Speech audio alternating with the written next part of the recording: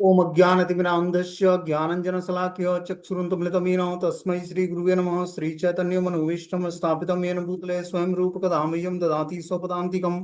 वन्देऽहं श्रीगुरु श्रीयुतपदकमलं श्रीगुरून् वैष्णवाचं श्रीरूपं साग्रजातं सगणरघुनाथान्वितं तं सजीवं साद्वैतं सावधूतं परिजनसहितं कृष्णचैतन्यदेवं श्रीराधाकृष्णपादान् सगणललिता श्रीविशाखान्विताश्च नारायणं नमस्कृत्यं नरं चैव नरोत्तमं देवीं सरस्वतीं व्यासं ततो जयमुदीरये सुन्वतां स्वकथा कृष्ण पुण्यश्रवणकीर्तनम् हृदयन्तस्तु युवद्राणि विधुनोति सुरसतां नष्टप्रायेषु भद्रेषु नित्यं भागवतसेवया भगवती उत्तम श्लोके भक्तिर्भवति नैष्ठिकी तदा रजस्तमो भाव काम लोभादेश्येत चेत एते निरावृतम स्थित सत्त्वे प्रसिद्धति एवं प्रसन्न मनसो भगवद्भक्ति योगता भगवतत्व विज्ञान मुक्त संगत से जायते विद्यन्ते हृदय ग्रंथि छिद्यन्ते सर्वसंशयम् क्षीयन्ते चास्य कर्माणि दृष्ट्वा एवात्मनीश्वरे धर्मपूजितो कैटभ्यो अनत्रो परमो निर्मत्सराणां सतां वेद्यं वास्त्रमत्व सुसिद्धम् तापत्रय उन्मूलनम श्रीमद्भागवतम प्रमाणामलम प्रेमोपमार्थो महान श्री चैतन्य महाप्रभु मद्मितम तत्रादरुणा पर हे कृष्ण करुणा सिंधु दीनबंधु जगत्तदय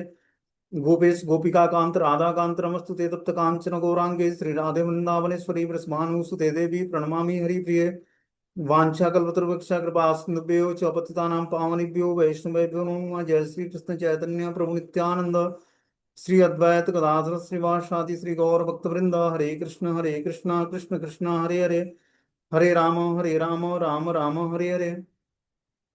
तो इसमें आज हम लोग को भक्ति रस तत्व में तीसरा तत्व वैष्णव तत्व का वर्णन सुनेंगे। श्लोक संख्या 18 नंबर पढ़ना है। बोलते हैं विसृजति हृदय न यस्य साक्षात हरि वसाभिहितो अप्य भोगनाशम प्रणय रसनया नृत्यांगम पद्मम स भवति भागवत प्रधान उक्तम। विवस्था से भी जिसका नाम उच्चारण करते ही जीवों के समस्त पाप दूर हो जाते हैं, उस श्री हरि के चरण कमलों को जिन्होंने प्रेम की डोर से अपने हृदय में बांध रखा है, वे पुरुष भगवान के भक्तों में प्रधान कहलाता है। बता रहे हैं विवस्था से भी जिसका नाम उच्चारण करते ही जीव के समस्त पाप नष्ट हो जाते हैं। कि कोई विवश होकर भगवान का नाम जप कर ले, कि उसको मजबूर कर दिया गया, इतना प्रताड़ित किया गया कि भगवान का नाम उसके मुख से निकल जाए, तो उसके सारे पाप अपराध से नष्ट हो जाती है। बता रहे हैं उस श्री हरि के चरण कमलों को जिन्होंने प्रेम की डोरी से अपने हृदय में बांध लिया है, वे पुरुष भगवान के भक्तों में प्रधान कहलाते हैं। तो भगवान के भक्तों में प्रधान भक्त कौन है? जिन्होंने प्रेम की डोरी से अपने हृदय में भगवान को बांध रखा है, मतलब भक्ति करके भगवान से प्रेम करना सीख लिया है। बोलते हैं ज्ञानो निष्ठो विरक्तो वा मद भक्तो मानपेक्षय सलिंग्या श्रम सतक्वा चौरे विधि गोचरम। ज्ञानवान विषयों में अनासक्त और निरपेक्ष मेरा भक्त आश्रमों की मर्यादा में बद्ध नहीं है। वह चाहे तो आश्रमों और उनके त्रिदंडी आश्रम चिन्हों को परित्याग कर विधि निषेधों से परे होकर स्वच्छंद विचरण कर सकता है। क्या बता रहे हैं कि ज्ञानवान व्यक्ति, ज्ञानवान भक्त विषयों से अनासक्त और निरपेक्ष मेरा भक्त, जो ज्ञान में स्थिर है, विषयों से अनासक्त है और निरपेक्ष है, किसी से अपेक्षा नहीं है, ऐसा भक्त आश्रमों की मर्यादा में बद्ध नहीं होता है। कैसा भक्त आश्रमों की मर्यादा, आश्रम मतलब वर्ण और आश्रम की मर्यादा में बद्ध नहीं है? कौन सा भक्त? जो ज्ञानवान है, विषयों के प्रति अनासक्त है और निरपेक्ष। ऐसा भक्त जो है आश्रमों में बाधित नहीं है कि किस आश्रम में वो निवास करता है। किस आश्रम मतलब, किस आश्रम मतलब ब्रह्मचारी है कि गृहस्थ है कि वानप्रस्थी है कि सन्यासी है, इस पर डिपेंड नहीं करता है। बता रहे हैं उस वो जो त्रिदंडी सन्यासी है, तो आश्रम के चिन्हों का परित्याग करके, विधि निषेधों पर का परित्याग करके वो स्वच्छंद विचरण कर सकता है। बस उसको क्या करना पड़ेगा? ज्ञानवान बनना पड़ेगा, विषयों से अनासक्त होना पड़ेगा, और क्या करना पड़ेगा? निरपेक्ष होना पड़ेगा। ऐसा भक्त आश्रम के चिन्हों को का परित्याग, मतलब मान लो जो त्रिदंडी सन्यासी है, तो उस आश्रम के चिन्हों का परित्याग करके विधि निषेधों का को पार करके स्वच्छंद विचरण कर सकता है। बोलते हैं श्रद्धावान जन है या भक्ति अधिकारी उत्तम मध्यम कनिष्ठ श्रद्धानुसारी। शास्त्र युक्त व सुनी निपुण दृढ़ श्रद्धा जार उत्तम अधिकारी से ही तारय संसार। शास्त्र युक्ति ना ही जाने दृढ़ श्रद्धावान मध्य अधिकारी से ही महाभाग्यवान। जहार कोमल श्रद्धा से कनिष्ठ जन क्रमे क्रमे ते हो भक्त हईबे उत्तम। श्रद्धालु व्यक्ति भक्ति के अधिकारी हैं, शुरुआत में हमारे अंदर कोमल श्रद्धा होती है, ठीक है ना। जैसे जैसे हम साधुओं का संग करते हैं तो हमारी कोमल श्रद्धा धीरे धीरे परिपक्व अवस्था को प्राप्त होती है। तो बता रहे हैं श्रद्धालु व्यक्ति भक्ति का अधिकारी है। श्रद्धा के अनुसार वे उत्तम, मध्यम और कनिष्ठ तीन प्रकार के होते हैं।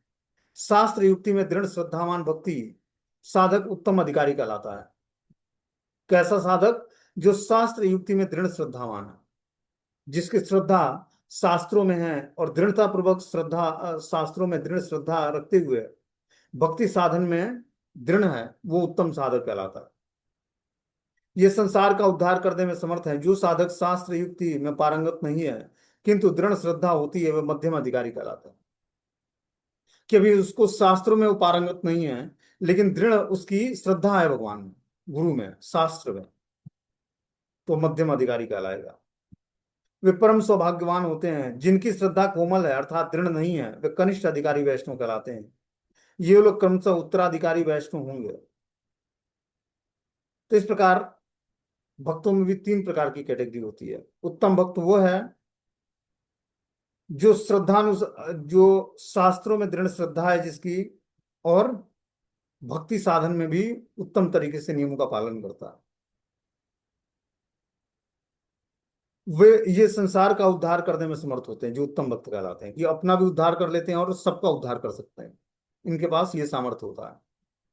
जो साधक शास्त्रों की युक्ति में पारंगत नहीं है, अभी शास्त्र दृढ़ता पूर्वक श्रवण नहीं करता, पठन नहीं करता, या उसमें पारंगत नहीं हुआ है, किंतु दृढ़ श्रद्धालु है, उसकी श्रद्धा दृढ़ है भगवान पर, गुरु पर, साधु पर, शास्त्र पर, वो मध्यम अधिकारी कहलाता है। ये परम भाग्यशाली होते हैं। जिनकी श्रद्धा कोमल है अर्थात दृढ़ नहीं है, ये कनिष्ठ अधिकारी कहलाते हैं। कि जिनकी श्रद्धा अभी कोमल है, जिन पर अपने गुरु पर श्रद्धा नहीं है, शास्त्र पर श्रद्धा नहीं है, भगवान पर श्रद्धा नहीं है, या श्रद्धा है भी तो अभी कोमल श्रद्धा है। तो कोमल श्रद्धा परिपक्व अवस्था में कब बनेगी? जब हम साधुओं का संग करेंगे, शास्त्रों को पढ़ेंगे, ध्यान पूर्वक हरि नाम का जप करेंगे, तब हमारी कोमल श्रद्धा धीरे धीरे परिपक्व अवस्था को प्राप्त होगी। बोलते प्रभु कहे जार मुखी सुनी एक बार, कृष्ण नाम पूजे से ही श्रेष्ठ सब आकार। कृष्ण नाम बदने जहार बदने, से वैष्णव श्रेष्ठ भज तहार चरण। जहार दर्शने मुखे आइसे कृष्ण नाम, तहारे जानिया तुम्हें वैष्णव प्रधान। क्या बता रहे हैं? कि प्रभु कहे जार मुखे सुनी एक बार, कृष्ण नाम पूजे श्रेयी श्रेष्ठ सभाकार। श्रीमन महाप्रभु ने कहा कि जिसके मुख से एक एक बार भी श्री कृष्ण नाम का उच्चारण होता है, वह सबके लिए पूज्य है। कि एक बार भी जिसने श्री कृष्ण का नाम भजन कर लिया, नाम बोल दिया, वो श्रेष्ठ और पूज्य है। जिसके मुख से निरंतर कृष्ण नाम उच्चारित होता है, वो मध्यम कोटि के श्रेष्ठ वैष्णव कहलाते हैं। ऐसे वैष्णव के श्री चरणों की सेवा करनी चाहिए, जो निरंतर कृष्ण का नाम उच्चारित करता है। जिनके दर्शन मात्र से, जिनके दर्शनों से मुख में से कृष्ण नाम का उच्चारण होने लगे, ऐसे वैष्णव को श्रेष्ठ वैष्णव माना जाता है। कि मात्र जिसके दर्शन से भगवान याद आ जाए, ऐसा श्रेष्ठ वैष्णव कहलाता है। और बता रहे हैं कि जिसके मुख से निरंतर कृष्ण नाम उच्चारित होता है, वह मध्यम कोटि का वैष्णव कहलाता है।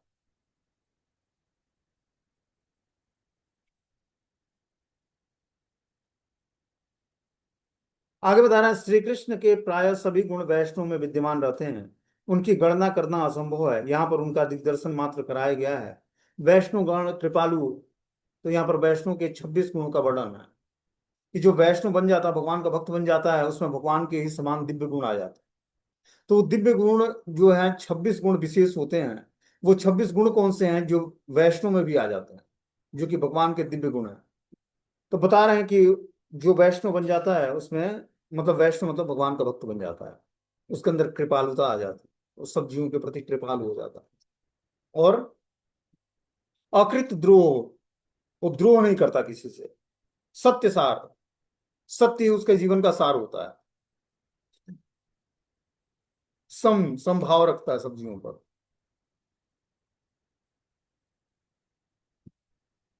निर्दोष, वो दोष रहित होता है।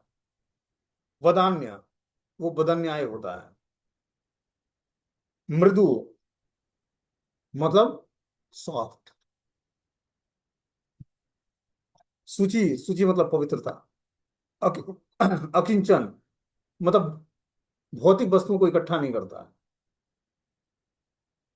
सर्वोपकारी कारक, सबके प्रति उपकार भावना रखता है कि किस जीवात्मा को कैसे भगवान से जोड़ दो। शांत भाव का होता है। निष्काम होता है, उसके अंदर कोई कामना नहीं होती है। निरीह होता है। स्थिर होता है। छह गुणों को जय करने वाला अर्थात जितेंद्रिय होता है। जो छह वेग हैं शरीर में, वाचो वेगम, मनसा क्रोध वेगम, जीवा वेगम, उदर उपस्थ वेगम, इस छह वेगों को कंट्रोलित कर लिया होता है। परमित भोजी मतलब जितनी आवश्यकता है उतना ही भोजन करता है। अप्रमत्त, वो पागलपन के लक्षण नहीं व्यक्त करता। मानद, अपनी मान की इच्छा नहीं करता। मानद मतलब अभिमान में नहीं होता है। अमानी, मान की इच्छा नहीं करता दूसरे से। गंभीर, गंभीर होता है। करुण, उसके अंदर करुणा होती है। मैत्रेय, मैत्रेय भाव रखता है सबसे। कवि, वो भगवान का गुणगान करने में और अब भक्तों का गुणगान करने में कवि की तरह कार्य करता है, मतलब उत्तम श्लोकों से या कविताओं से उनका गुणगान करता है। दक्ष, हर कार्य बहुत दक्षता से करता है। मौनी, मौन धारण करके रखता है, मतलब प्रजल्प नहीं करता है। भगवान कृष्ण से सब्जेक्ट के बारे में बातचीत करता है, भगवान कृष्ण के विषय में बस बातचीत करता है, उसको मौनी बोलते हैं। और कृष्ण एक शरणम, मात्र कृष्ण की ही शरण ग्रहण करता है और किसी की नहीं। और किसी देवी देवता की उपासना नहीं, न उनकी शरण ग्रहण करता। मात्र कृष्ण की शरण ग्रहण करता है। बता रहे हैं, और कृष्ण के अनन्य शरणागत होता है। इसमें से कृष्ण के शरणागति ही वैष्णव का स्वरूप लक्षण है। कि अगर जो आपके अंदर 26 गुणों में कोई गुण नहीं है, मात्र एक गुण है कि आप कृष्ण के शरणागत हो, तो ऑटोमेटिक ये सारे गुण आपके अंदर आ जाएंगे, कल्टीवेट हो जाएंगे। लेकिन आप 25 गुणों को धारण कर लेते हो और कृष्ण की शरण में नहीं हो, शरणागत नहीं हो, तो 25 गुणों किसी काम के नहीं। मात्र एक ही गुण हो कृष्ण की, आप अनन्य शरणागत हो, तो बाकी इस 25 गुण ऑटोमेटिक आ जाएंगे आपके अंदर। बस भगवान की शरण ग्रहण करने मात्र से। बोलते हैं अवशिष्ट सभी गुण तटस्थ लक्षण है। जितने भी हमने गुण बताया उसमें से अनन्य शरणागति भगवान के प्रति, ये उसकी वास्तविक लक्षण है उसका। बोलते हैं वैष्णव समदर्शी होता है। विद्या विनय संपन्ने ब्राह्मणे गविहस्तिनी सुनी चेव स्वभाग्य च पंडिता समदर्शिना। अप्राकृतिक गुण प्राप्त समस्त ज्ञानी प्राकृतिक गुण द्वारा उत्तम, मध्यम और अधम रूपी वैषम्य का परित्याग कर विद्या और विनय से युक्त ब्राह्मण, गाय, हाथी, कुत्ता और चांडाल सबके प्रति समदर्शी होकर पंडित संज्ञा से अभिहित होता है। कि जो भगवान का भक्त होता है वो अप्राकृतिक गुणों को प्राप्त होता है। प्राकृतिक गुण इस भौतिक संसार में पाए जाते हैं, जो गुण हम 3 गुणों के अंतर्गत कार्य करते हैं। लेकिन अप्राकृतिक गुण क्या है कि जो दिव्य अवस्था पर है, दिव्य गुण है, दिव्य लक्षण है, उन गुणों के अंदर उसका उसका विकास होता है। बोलते हैं अधम रूपी वैषम्य का परित्याग करके वो विद्या और विनय से संपन्न होता है। वो ब्राह्मण, गाय, हाथी, कुत्ता और चांडाल को समदृष्टि से देखता है, ऐसा व्यक्ति पंडित कहलाता है। तो पंडित वही है जिसने समदृष्टि प्राप्त कर ली है, सब जीवों को समान दृष्टि से देखना शुरू कर दिया। अब उसके व्यवहार में अंतर होगा कि जो व्यवहार वो कुत्ते के साथ करेगा वो मनुष्य के साथ नहीं करेगा। तो ऐसा व्यक्ति जो है पंडित कहलाता है, जो जो समदृष्टि प्राप्त कर लिया है। बोलते हैं महत सेवा द्वारम माहु विमुक्तम अस्तु मो द्वारम योषिताम संग संगिम महंतस्ते समचित्ताम प्रशांतम विमन्यम सुहृदम साधवोये ये वा महिषी कृत सौहृदर्थम जनेषु देहभ्य म वार्तिकेषु गृहेषु जायात्म मत राति मृत्यु न प्रीति युक्तो यवदार्थस्य लोके। पंडितों ने वैष्णव की सेवा को मुक्ति का द्वार और स्त्री संगी के संग को नरक का द्वार बताया है। महापुरुष वही है जो समान चित्त, परम शांत, क्रोधहीन, सबके हित चिंतन और सदाचार संपन्न हो। मुझे ईश्वर और मेरे प्रेम को जो एक मानकर पुरुषार्थ मानते हैं, केवल विषयों को की ही चर्चा करने वाले लोगों में अर्थात स्त्री, पुत्र और धन आदि सामग्री संपन्न घरों में जो अनासक्त रहता है, जो केवल शरीर निर्वाह उपयोगी धन को अपनी से अधिक अपनी अपेक्षा नहीं करता। क्या बता रहे हैं कि पंडितों में वैष्णव की सेवा को मुक्ति का द्वार बताया गया। कि जो पंडित पुरुष हैं वो क्या बताते हैं कि भक्तों की सेवा से ही मुक्ति का द्वार खुलता है। और जो स्त्री संगी है, जो अपोजिट सेक्स के प्रति जिसका आकर्षण है स्त्री के प्रति, ऐसे संग नरक के द्वार होते हैं। कि ऐसे व्यक्ति का संग करें जो स्त्री संगी है तो वो नरक ले जाएगा हमें। महापुरुष वे ही हैं जो समानचित्त, परम शांत, क्रोधहीन, सबके हित चिंतन करने वाले और सदाचार संपन्न हैं। मुझे ईश्वर और मेरे प्रेम को ही जो एकमात्र पुरुषार्थ मानते हैं, केवल विषयों की चर्चा करने वाले लोगों में तथा स्त्री पुत्र धन आदि सामग्रियों में जो अनासक्त है, और जो केवल शरीर निर्वाह हेतु धन से अधिक और अपेक्षा नहीं करता, ऐसा व्यक्ति पंडित कहलाता है, उत्तम भागवत कहलाता है, उत्तम भक्त कहलाता है। तो ऐसा भक्त बनना है जो सब जीवों के प्रति समदृष्टि रखे, उसका चित्त शांत हो, क्रोधहीन हो, सबका हित चिंतन करने वाला हो, सदाचार संपन्न हो, और ईश्वर के प्रति प्रेम जागृत हो उसके हृदय में। ऐसा व्यक्ति दिव्य अवस्था को प्राप्त होता है, वो परम भागवत कहलाता है, परम वैष्णव कहलाता है। अहम भक्त पराधीनो हन स्वतंत्र एवं द्विजो साधु भी ग्रस्त हृदय भक्ते भक्त जन प्रिया। मेरे भक्त पराधीन है हे ब्राह्मण, परम भक्त साधुगण मेरे हृदय पर संपूर्ण रूप से अधिकार किए हुए हैं। मैं भक्त जनों का प्रिय हूं। क्या बता रहे हैं कि मैं भक्त पराधीन हूं, भगवान भक्तों के पराधीन, मतलब भक्तों से स्वतंत्र नहीं है भगवान। हे ब्राह्मण, परम भक्त साधुगण मेरे हृदय का संपूर्ण रूप से अधिकार किए होते हैं। भगवान के हृदय को संपूर्ण रूप से अधिकार प्राप्त होते हैं कौन? जो साधुगण है, भक्त हैं। ऐसा भक्त भगवान को अत्यंत प्रिय माना जाता है। साधो हृदय मह्यम साधुनाम हृदय तो हम मद्यन्ते न जानन्ति ना हम तेभ्यो मनागपि। सभी साधु मेरे हृदय हैं और मैं भी साधुओं का हृदय हूं। वे मेरे अतिरिक्त किसी को नहीं जानते और मैं उनके अतिरिक्त किसी को अपना नहीं मानता। यह है साधु के लक्षण। साधु भगवान का हृदय स्वरूप है। जो साधु बन गया है मतलब भगवान का दिव्य भक्त बन गया है, शुद्ध भक्त बन गया है, वो भगवान का प्राण स्वरूप होता है उसमें। और भगवान का प्राण स्वरूप मतलब भगवान अपने वो प्राणों से भी ज्यादा उसको प्रिय होते हैं।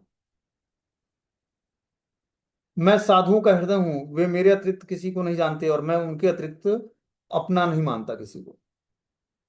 ऐसा है भगवान का लक्षण।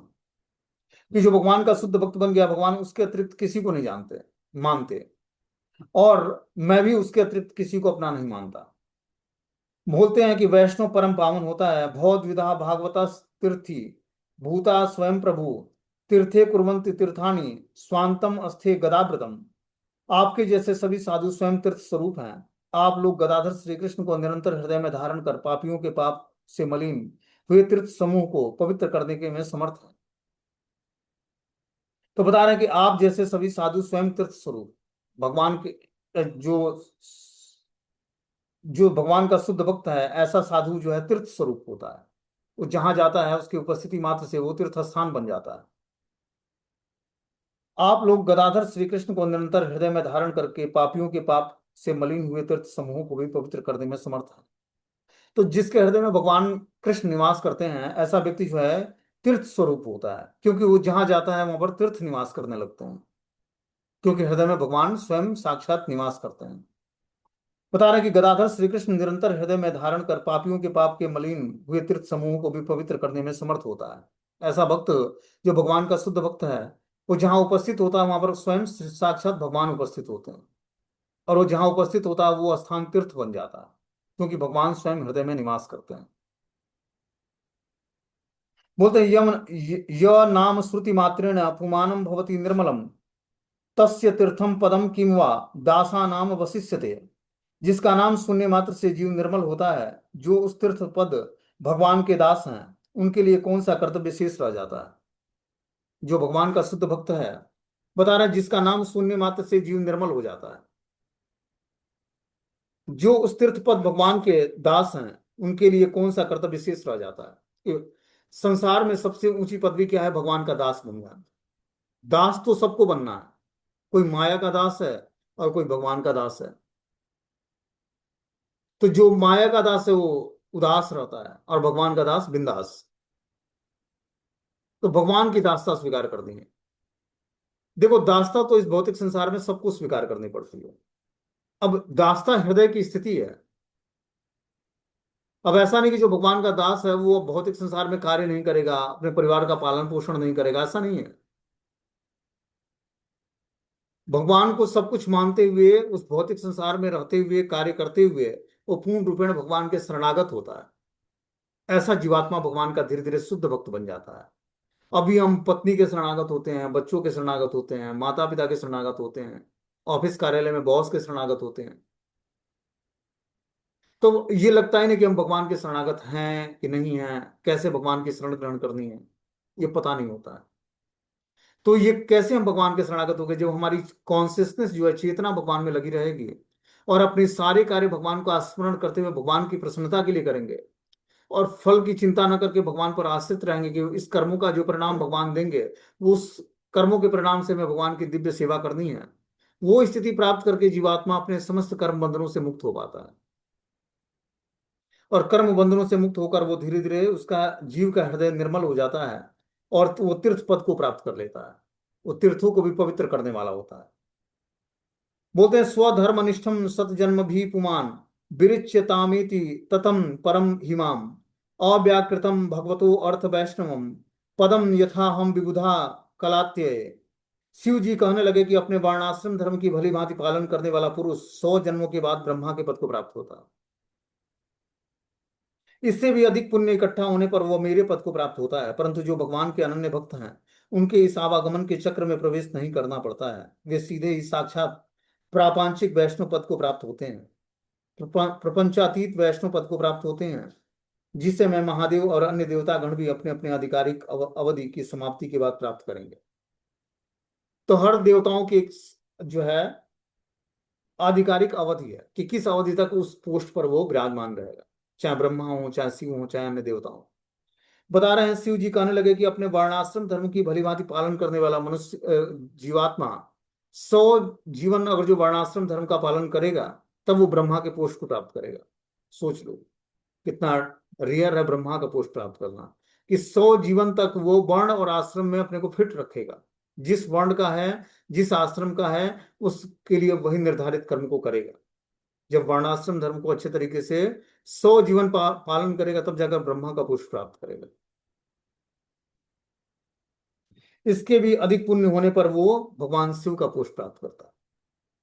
परंतु जो भगवान के अनन्य भक्त हैं, उनको इस आवागमन के चक्र में प्रवेश नहीं करना पड़ता। वे सीधे ही साक्षात प्रपंचातीत वैष्णव पद को प्राप्त करते हैं, कि वो प्रपंच से उठ करके और वैष्णव पद को प्राप्त कर लेते हैं, जो भगवान का भक्त बनना चाहता है और भक्ति करता है, जिसे मैं महादेव और अन्य देवतागण भी अपने अपने आधिकारिक अवधि की समाप्ति के बाद प्राप्त करते हैं। कि पहले इन देवताओं को एक आधिकारिक अवधि प्राप्त होती है, उस अवधि को प्राप्त करने पूरा करने के बाद ये फिर उस दिव्य पद को प्राप्त होते हैं। आगे बता रहे हैं कि नयन भरिया देख दासेरा प्रभाव हेना दास्य भावे कृष्ण कर अनुराग अल्प हेना नामानी कृष्ण दास नाम अल्प भाग्य दास नाही करे भगवान दास नामे ब्रह्मा शिव हरिष सबार धरणी धरेंद्र चाहे दास अधिकार। कृष्ण के दासों का असीम प्रभाव होता है। आंखों को खोलकर अच्छी तरह से कृष्ण के दासों का प्रभाव देखो। ऐसे अमित प्रभावशाली दास भाव से ही कृष्ण के चरण कमलों में अनुराग करो। कृष्ण दासों को छोटा या तुच्छ मत मानो। अल्प भाग्य से कृष्ण किसी को दास रूप में स्वीकार नहीं करते हैं। ब्रह्मा और शिव हरिदास की पदवी पाकर हार्दिक रूप से प्रसन्नता का अनुभव करते हैं। औरों की तो बात ही क्या है, पृथ्वी को धारण करने वाले अनंत देव भी दास पद की लालसा रखते हैं।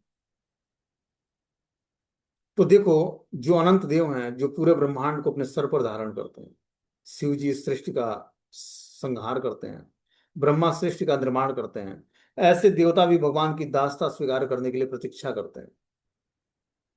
ये देवताओं का पोस्ट मनुष्य से ज्यादा वो नहीं है। जो मनुष्य जीवन में भगवान की भक्ति कर ले रहा है, इस भारत भूमि में जन्म लेकर, वो उस देवताओं से भी श्रेष्ठ है, जो देवता अलग अलग पोस्ट पर बैठाए गए। और बस मात्र जीवात्मा इस भौतिक संसार में संकल्प कर ले कि मैं अब भगवान को रोज प्रणाम करूंगा, उनका नाम जप करूंगा, कथा सुनूंगा, आरती करूंगा, और भगवत प्रसाद के अलावा कुछ नहीं खाऊंगा, तो ब्रह्मा और शिव उसकी आरती उतारने लगते हैं। बस उसके अंदर ये संकल्प आया या नहीं आया। संकल्प आया, आने मात्र से वो ब्रह्मा और शिव जी के द्वारा वंदनीय हो जाता, पूजनीय हो जाता, क्योंकि वो देवता भी इस चीजों को प्राप्त करने के लिए लालायित है, जो हम लोग प्राप्त करना चाहते हैं या प्राप्त कर चुके हैं। ये देवताओं के लिए भी दुर्लभ है।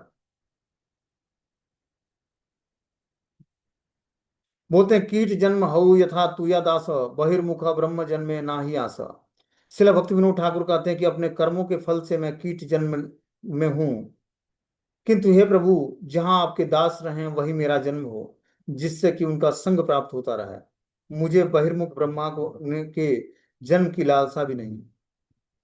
तो भक्ति विनोद ठाकुर जी बोलते हैं कि मुझे बहिर्मुख ब्रह्मा, जो भगवान से बहिर्मुख है,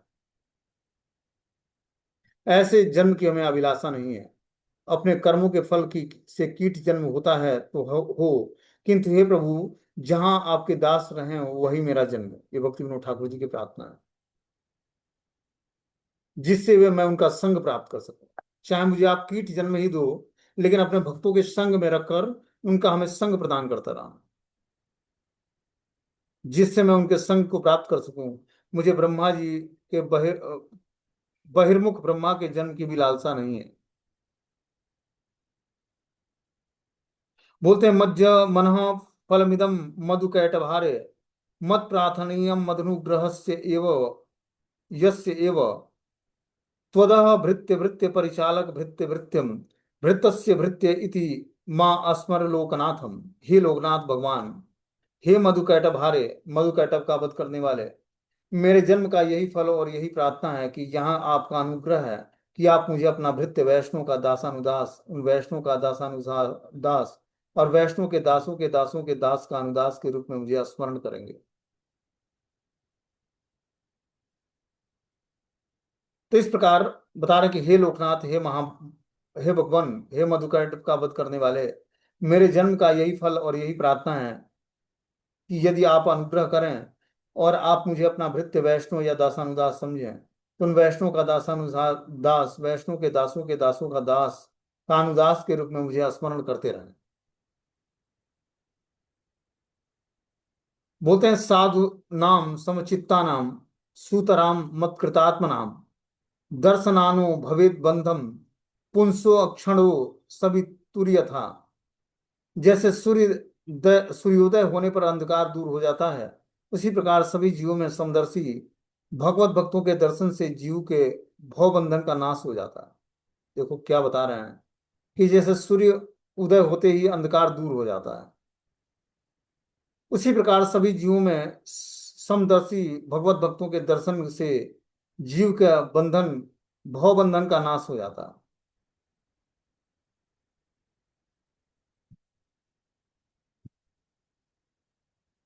कैसे भक्तों का भव बंधन का नाश होता है? सभी जीवों में समदर्शी रखने वाले ऐसे भगवत भक्तों का के दर्शन से जीव के भवबंधन नाश हो जाते हैं। जो समदर्शी अवस्था को प्राप्त हो गया है, वैसे भक्तों को के दर्शन मात्र से सारी क्या होती है, सारी पाप राशि नष्ट हो जाती है। आगे से बता रहे कि वैष्णव पादाश्रय के अतिरिक्त और कोई उपाय नहीं है कि जीवात्मा को जो अपना मंगल करना चाहता है, उसको वैष्णव पादाश्रय ग्रहण करना पड़ेगा, इसके अतिरिक्त और कोई उपाय नहीं है।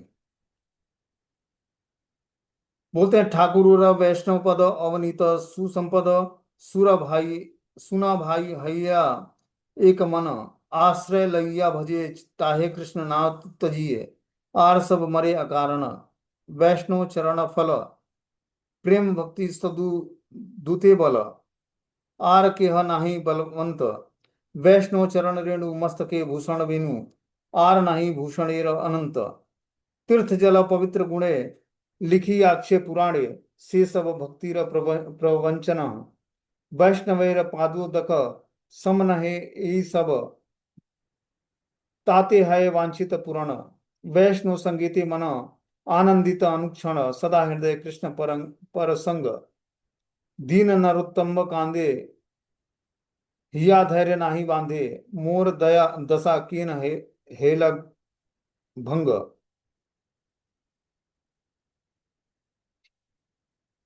बता रहे हैं प्यारो भाइयों, एकाग्र से श्रवण करो। वैष्णव पद पृथ्वी पर एक अमूल्य संपत्ति है कि वैष्णव पद को प्राप्त करना, भगवान का शुद्ध भक्त बन जाना, इस धरती पर एक अमूल्य निधि है, संपदा है। जो लोग उसका आश्रय लेकर साधन भजन करते हैं, वे समस्त सहज ही कृष्ण भक्ति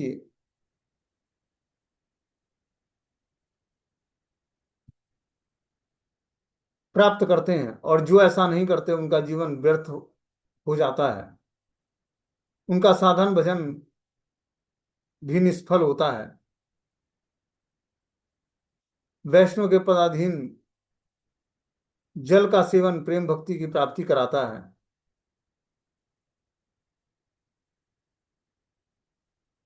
तो जो व्यक्ति वैष्णव के पराधीन होता है और उनका सेवक होता है, वही प्रेम भक्ति को प्राप्त करने की योग्यता है उसके अंदर। बता रहे हैं इसके अतिरिक्त अन्य साधन इतने प्रभावशाली नहीं है कि और कोई साधन लेकर वो भगवान का भक्त बने, तो वो साधन उतना प्रभावशाली नहीं है। बोलते हैं वैष्णव की चरण रेणु मस्तक पर धारण किए बिना श्री कृष्ण से प्रेम की प्राप्ति सुदुर्लभ है।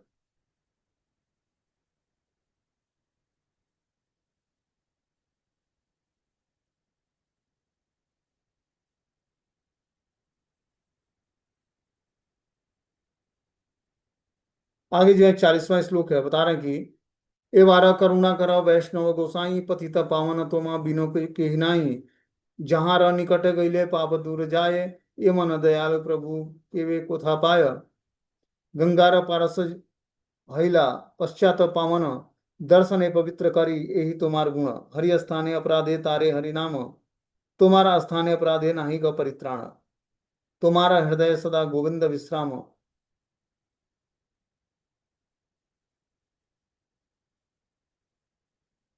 गोविंद कहे न मैं मम वैष्णव प्राण, प्रति जन्मे करी आशा चरण रेणु, नरोत्तम कर दिया आप नारो बलि।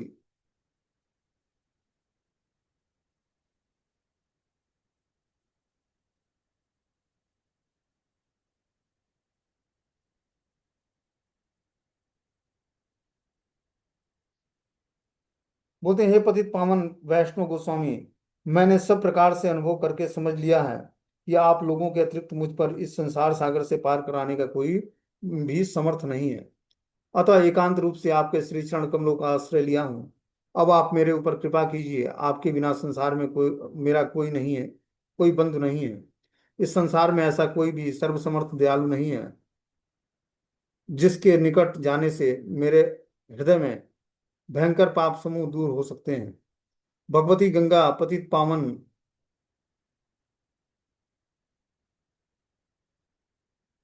तो है, किंतु उसका स्पर्श होने के पश्चात पापी व्यक्ति पवित्र हो जाता है। किंतु आप में पवित्र करने का कोई अन्य तरीका नहीं है। श्री हरि के प्रति किए हुए अपराधों का तो हरि नाम दूर कर देता है, किंतु आपके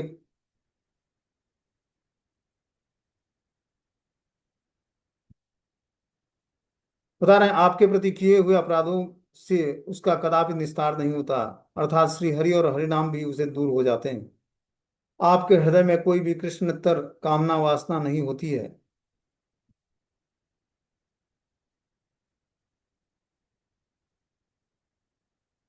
श्री हरि और हरि नाम भी उसे दूर हो जाते हैं। आपके हृदय में कोई भी कृष्णतर कामना वासना नहीं होती होनी चाहिए। वही श्री गौर वही श्री गोविंद देव बड़े सुख में विश्राम करते हैं। श्री गोविंद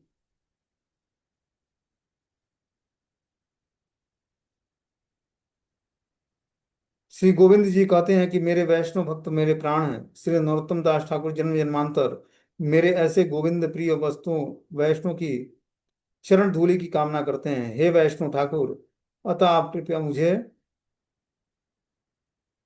कृपा प्रदान करें। अब आगे जो है 41 नंबर श्लोक है, इसको हम लोग कल के क्लास में पढ़ेंगे। हरे कृष्ण। कोई क्वेश्चन है तो आप लोग